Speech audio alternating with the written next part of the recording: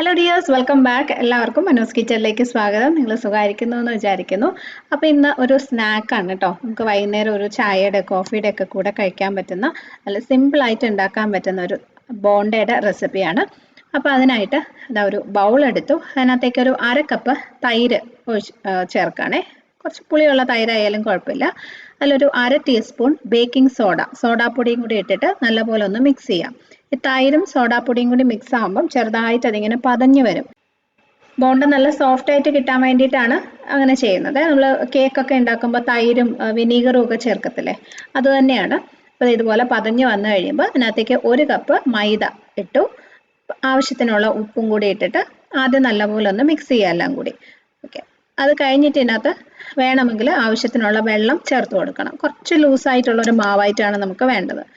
ഇതിപ്പം കുറച്ച് ഡ്രൈ ആണല്ലോ, അപ്പോൾ അതിൽ തന്നെ നമുക്ക് പാകത്തിനുള്ള വെള്ളം ഒഴിച്ചു കൊടുക്കുക. സാധാ വെള്ളം തന്നെ ഒഴിച്ചാൽ മതി, ചൂടുവെള്ളമൊന്നും വേണ്ട. ജസ്റ്റ് ഒരു 2 ടേബിൾ സ്പൂൺ ആണ് ഞാനിപ്പോൾ ഒഴിച്ചിരിക്കുന്നത്. എന്നിട്ട് നല്ലപോലെ മിക്സ് ചെയ്യാം. ഞാൻ പറഞ്ഞ പോലെ കുറച്ചിങ്ങനെ വലിഞ്ഞ് നിൽക്കുന്ന ടൈപ്പ് മാവാണ് വേണ്ടത്. കണ്ടില്ലേ, ദേ ഇതുപോലെ. ഇനി ഇത് കൈ വെച്ച് ഞാനിപ്പോൾ ചെയ്യുന്ന പോലെ നന്നായിട്ട് അടിച്ചെടുക്കുക കേട്ടോ. ഒരു 1 മിനിറ്റ് നല്ലപോലെ ഇങ്ങനെ നമ്മുടെ വിരൽ കൂട്ടി പിടിച്ചിട്ട് ഇങ്ങനെ അടിച്ചെടുക്കുക. ഈ ഒരു രീതിയിലുള്ള മാവാണ് നല്ലപോലെ അടിക്കുക. ഇത് വളരെ പ്രധാനപ്പെട്ട ഒരു കാര്യമാണ് കേട്ടോ, ഇങ്ങനെ അടിക്കുന്നത്. അപ്പോഴാണ് ബോണ്ട മാവ് നല്ല സ്ട്രെച്ചി ആയിട്ട് നല്ല ഒരു കറക്റ്റ് പാകത്തിന് കിട്ടും.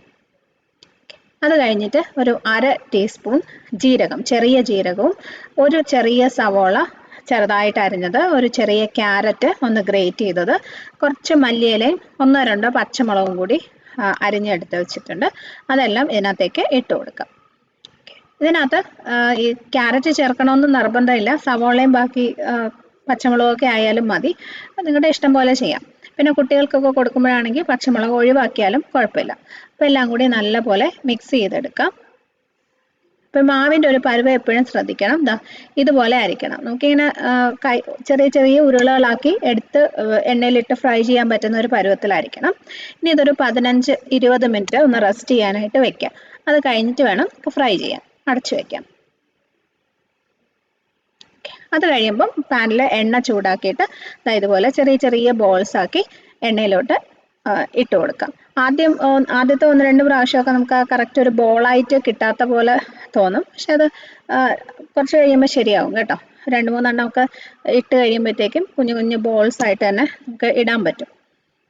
അപ്പോൾ ഇതിനി ഫ്രൈ ചെയ്ത് എടുക്കണം. ഒരു ലോ ടു മീഡിയം ഫ്ലെയിമിൽ വെക്കണം. കുറച്ച് കഴിയുമ്പോൾ അതൊന്ന് ഫ്രൈ ആയി വരുമ്പം നല്ല വീർത്ത് വരും. ആദ്യം അതിങ്ങനെ പരന്നിരിക്കുന്ന പോലെ തോന്നും, പക്ഷെ അത് ഫ്രൈ ആയി കഴിയുമ്പോഴത്തേക്കും നല്ല വീർത്ത് സോഫ്റ്റായിട്ട് ബോണ്ട പോലെ തന്നെ ആയിട്ട് വന്നോളും. കുറച്ചും കൂടി വലുതാക്കി വേണമെങ്കിൽ ഇടാം, അതൊക്കെ നിങ്ങളുടെ ഇഷ്ടമാണ്. അപ്പോൾ അതായത് ഇതുപോലെ നല്ലൊരു ഗോൾഡൻ കളറായി കഴിയുമ്പം എണ്ണയിൽ നിന്ന് മാറ്റാം.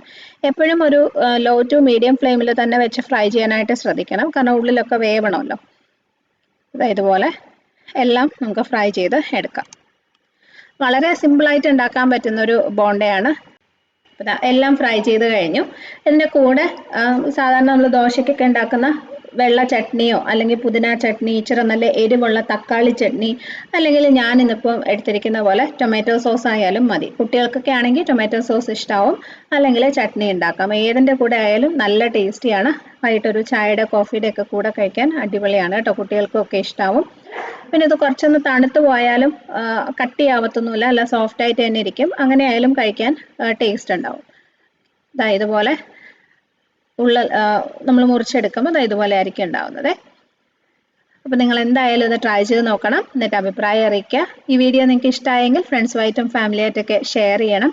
ചാനൽ സബ്സ്ക്രൈബ് ചെയ്തിട്ടില്ലെങ്കിൽ ഇത് ചെയ്ത് സപ്പോർട്ട് ചെയ്യാനും മറക്കരുത്. അപ്പോൾ അടുത്തൊരു നല്ല വീഡിയോ ആയിട്ട് നമുക്ക് വീണ്ടും കാണാം. Bye friends, thank you for watching.